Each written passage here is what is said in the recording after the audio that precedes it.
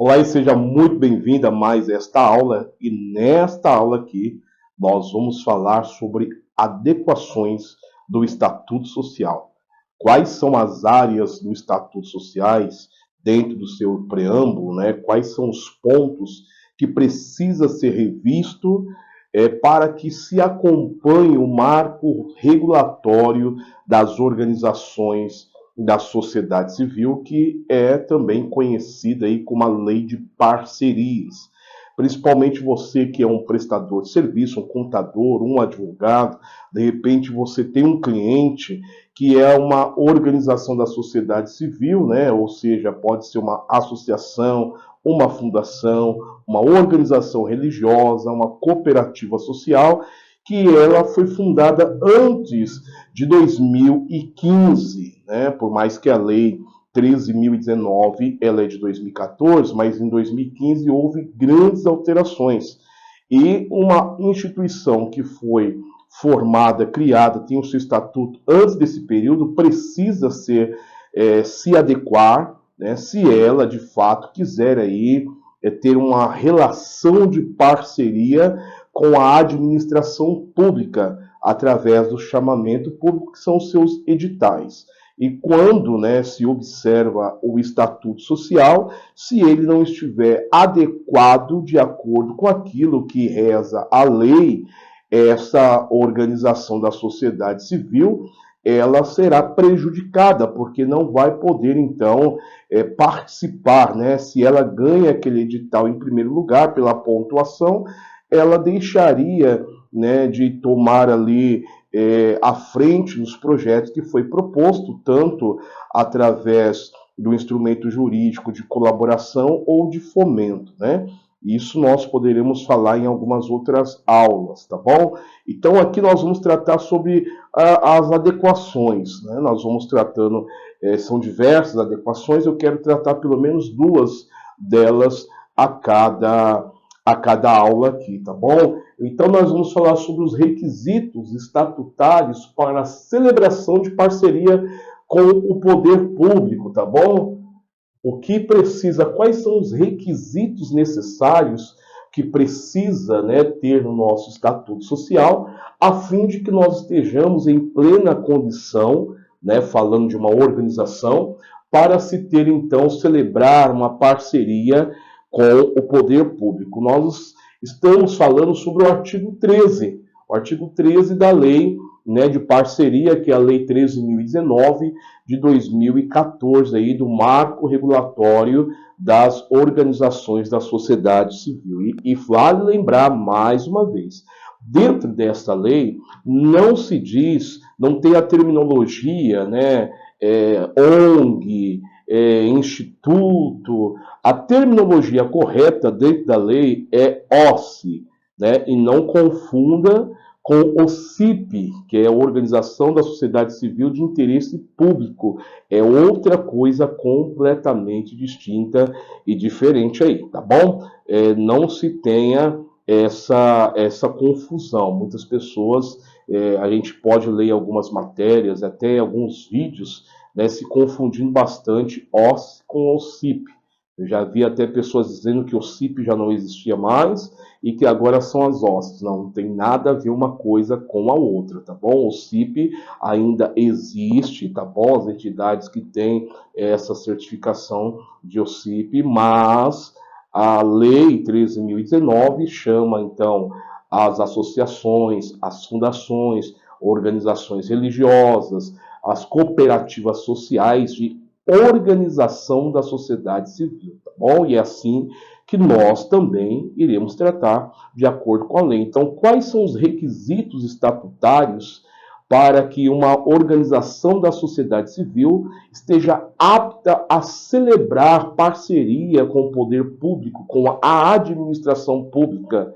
E nós vamos ver quais são os requisitos de adequação estatutária que o estatuto de uma organização precisa ter para ter esta condição, tá bom? Então nós vamos falar de duas nesta aula. O primeiro é que os objetivos da posse, né, da organização da sociedade civil, o objetivo, né, o objeto, aquilo que a OSCE vai fazer, precisa estar voltado à promoção de atividades e finalidades de relevância público e social, ou seja, aquilo que é bem sabido de todos nós, que a associação, né, a organização da sociedade civil e assim como valha, né, as demais também que já foram citadas aqui, até de maneira exaustiva para que você possa gravar isso em vossa mente. Então a relevância dos objetivos tem que estar plenamente voltado ao público, né, público e social, ou seja, de interesse público e interesse social. Não adianta os objetivos da associação ou da OSCE aí não promover atividades e finalidades que não seja público e nem social. Precisa-se ter, né, dentro da associação esse conhecimento. Né? Se for uma atividade que não é de interesse público nem social, essa organização da sociedade civil não tem condição de firmar, né, aí uma parceria com a administração pública, porque os seus objetivos, né, não promovem as atividades que sejam de interesse do público, que sejam de interesse do melhor para a sociedade. Né? Então,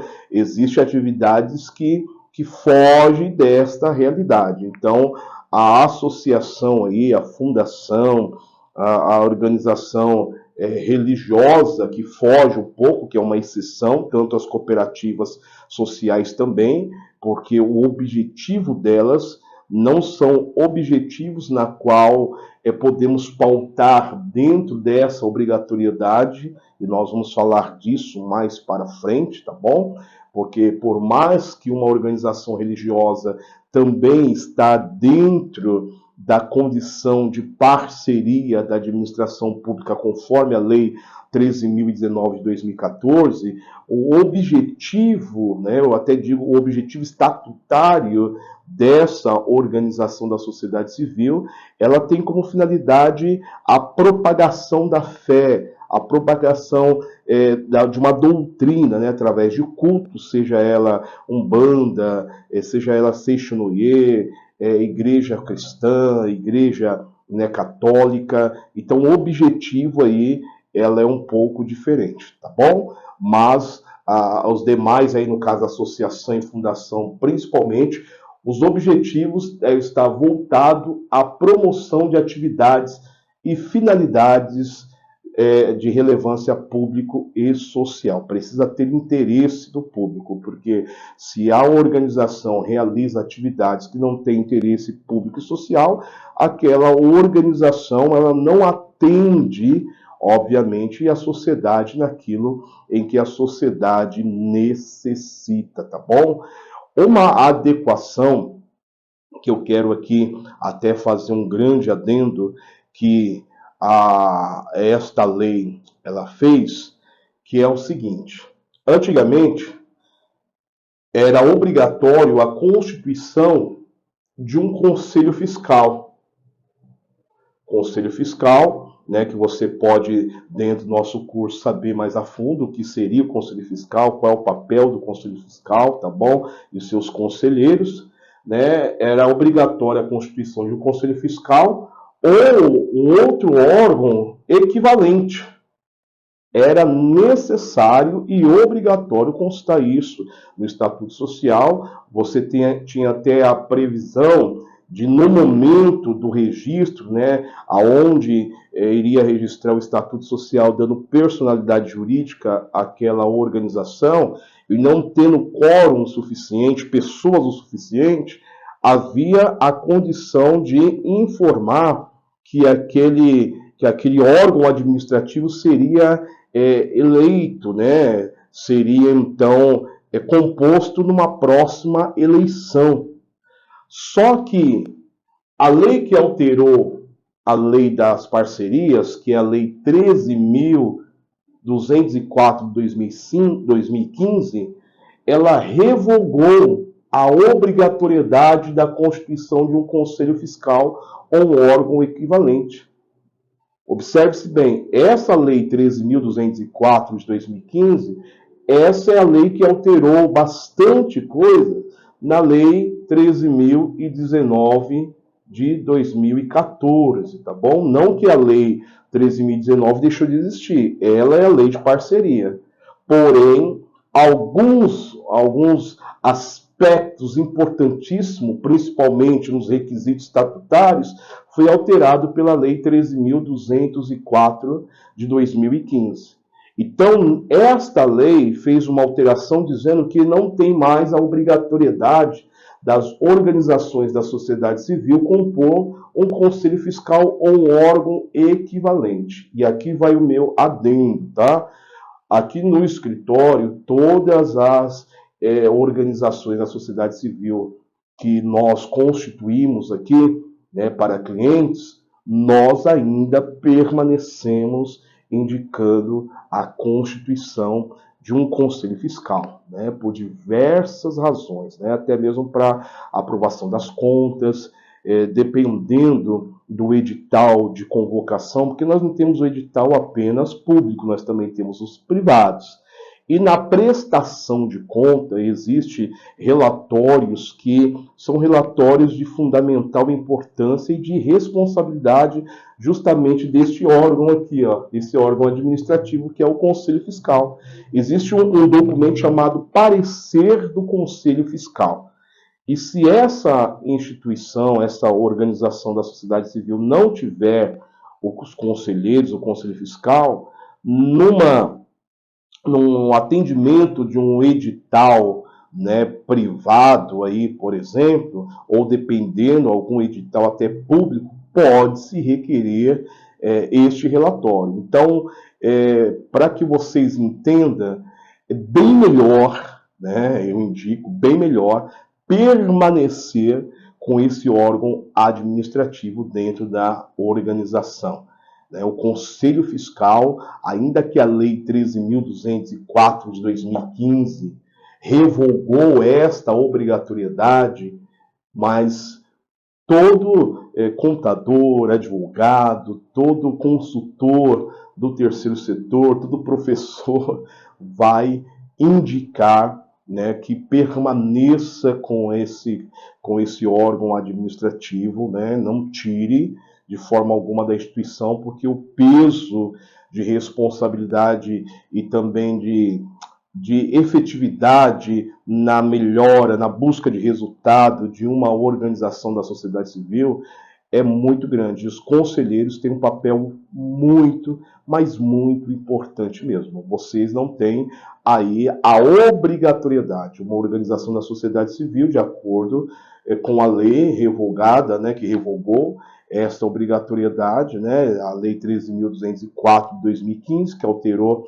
a lei de parcerias, mas eu ainda continuo dizendo aos meus alunos, aos meus clientes, permaneça com o Conselho Fiscal, constituindo o Conselho Fiscal, porque lá na frente a instituição vai necessitar muito dessa diretoria aí, né, desse órgão administrativo, e por conta que a lei revogou, alguns simplesmente tiram do seu estatuto, faz uma alteração estatutária tirando o Conselho Fiscal, ainda mais se eles não tinham quórum suficiente, e diz, não precisamos mais, mas é muito importante, tá bom? Então nós falamos de dois requisitos. O primeiro requisito, concernente aos objetivos, né, voltado à promoção das atividades que tenha relevância público e social, ou seja, precisa ter interesse público e social, tem que ter essa relevância, né? E a questão da revogação do Conselho Fiscal,